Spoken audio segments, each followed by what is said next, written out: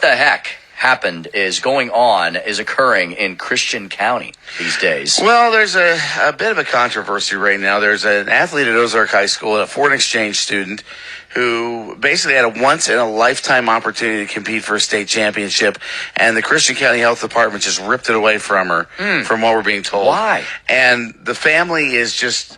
Well, that's the question the family's asking, especially considering she's a tennis player. Now, the host family involved spoke to me about the issue, and this is Laura Murrow. She's the host's mom. Okay. This whole thing started on October 5th. That was the day that Melissa sat next to the student in a class, and Ozark has 8 days, so she would not have seen her the next day. The next day, October 6th, was the day that the other student started feeling sick and went home from school early. On Friday afternoon after school, I got a phone call from the vice principal telling me that Melissa had been exposed to COVID because she sits next to a student in class who tested positive. They had just got the results back. So I asked him about it. When was the contact? He said Monday the 5th. And, of course, the first thing I'm thinking is state competition is the 15th. Now, this young lady, Melissa Peralta Sanchez, is the first female tennis player in the history of Ozark School District to qualify for the state tournament in singles. So this is historic. Yes. I mean, not only is she the first one to do it, she's an exchange student.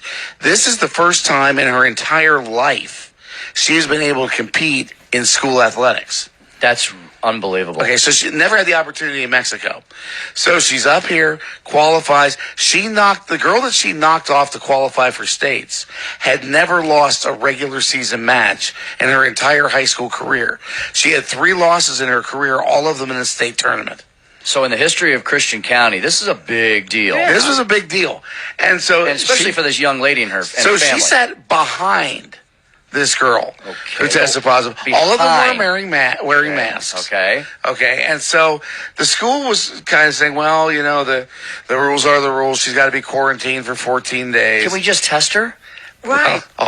She got tested all right, but Laura told me more. When Mr. Chambers called us, and what he said is that the government had approved this. And he said... Well, he's talking about a rapid test. Okay. They were told that you can't go. They got a call Wednesday night. The tournament started Thursday morning. Okay. That the government had changed policies that schools could do rapid testing. Okay. So if a student showed that they had cold symptoms, they could give them the rapid COVID test. If it was negative, they send them back to class. Fantastic. Yeah, so basically what is happening is it's government approved, but it's not Ozark approved yet. He said tomorrow, which would be today, so on Thursday night. Remember, I recorded this on Thursday, so when she says today, she's talking Thursday. The Ozark School Board is having a school board meeting, and they're going to vote on this, whether we're going to adopt this and our nurse will be able to keep these rapid tests with her in the office. He said, I would hate for Melissa to miss it by just hours. So this guy he's a staff member. The staff members at the Ozark School District, initially the family was really mad at them because they were told we're the ones that are saying you're in quarantine. Well, they come to find out it's actually the health department because they had called the health department and they said, oh, well, and this is one of the controversial things that we discovered. They said, oh, well, we don't have enough people to do our contact tracing, so the school district is doing it for us if students are involved. Which I'm going, wait a minute. When did they announce that the school was going to be doing their contact tracing for them? When did they announce that they don't have enough people to call all the people that are... But it's one of the things. So the school is trying to do everything they can to bend over backwards because tennis has been recognized as a COVID-safe sport. And Christian County doesn't seem to be helping one iota. Right. I mean, I called the Greene County Health Department. I said, "Is tennis a contact sport? Is that going to cause a risk?" They're like, "No, it's not." So what happens is they say, "Well, hey, we'll set it up. We'll have her take a rapid test Thursday morning, and she can take her test results to the Cooper Test Complex. She can play her 9 o'clock match." I know you have your rules. Okay, so she gets a phone call. Contacted the Ozark and said, nope. So she basically, Dr. Peak, the lady at the Christian County Health Department, she saw the story on the news. KY3 named this girl their Athlete of the Week and ran a story Wednesday night. So she contacted the Ozark and said, nope.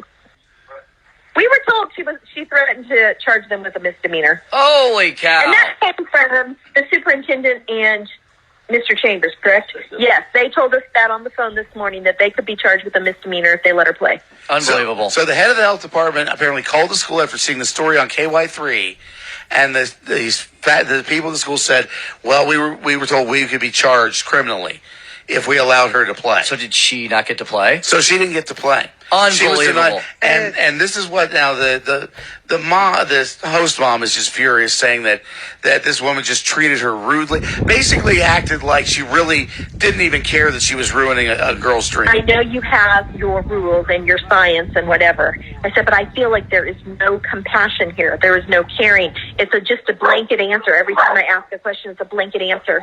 And I would stop talking and she would say, if you would verify with me, blah, blah, blah, I would be happy to give you a release after 14 days of quarantine. I mean, it was like talking to a robot. And that's what she said all along, she admitted that she got a little emotional. She said, but I'm trying to defend this girl. Her parents are in Mexico. Right. I'm trying to be her advocate. And she said it's like talking to a robot. And so she just said at the end of the day, it's like at first they were mad at the school. Then the school ended up acting like they were doing everything they could. Right. Because they're saying, this is socially distanced. Right. Right. So we reached out to the Christian County Health Department. They wouldn't talk to me. I can't imagine why. They would not talk to the reporter. They sent us a statement that said, thank you for reaching out. Due to HIPAA guidelines, the Christian County Health Department cannot make any comments at this time.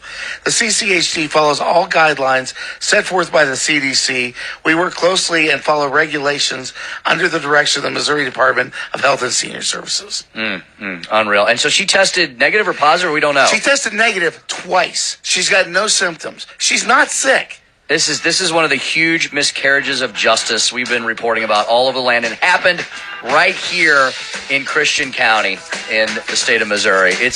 We are destroying the lives of our kids. This generation is going to be feeling the effects of this for many decades to come. Yes. And it's because we're not following the science or the data, and that's the point. And all the details are at ozarksindependent.com if you want to see the full story. ozarksindependent.com. Jason will have more news here at 6:31 in the Heartland. Keep it right here on 93.3 AM 560 KWTO.